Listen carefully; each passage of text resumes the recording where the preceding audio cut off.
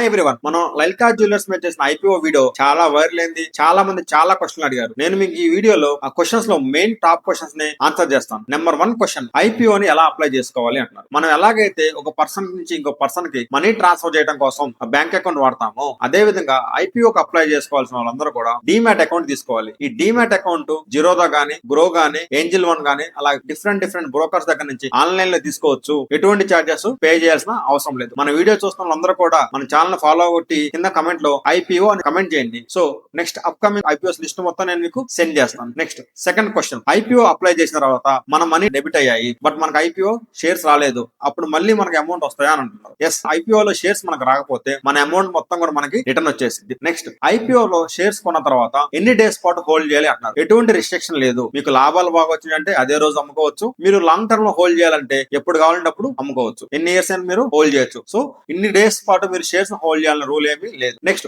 IPO లో ఎంత gain వచ్చింది అంటున్నారు. So it depends upon share market position. Market బాగుందంటే ఎక్కువ ప్రాఫిట్ వచ్చింది, మార్కెట్ బాగలేకపోతే తక్కువ ప్రాఫిట్ వచ్చింది. ఒక కంపెనీ మొందాడ అనే ఒక ఆంధ్ర బేస్డ్ కంపెనీకి 1,20,000 ఇన్వెస్ట్ చేస్తే ఒకే రోజు లిస్టింగ్ రోజు 1,20,000 ప్రాఫిట్ వచ్చింది. అంటే ఆల్మోస్ట్ డబుల్ అయింది 1 డే లో. సో కొన్ని షేర్స్ లో అలా మ్యాజిక్ జరిగి డబుల్ అమౌంట్ మీకు రిటర్న్ అవ్వచ్చు. బట్ ప్రతి షేర్ కి అలా వస్తుందని మనం చెప్పలేము. Thank you.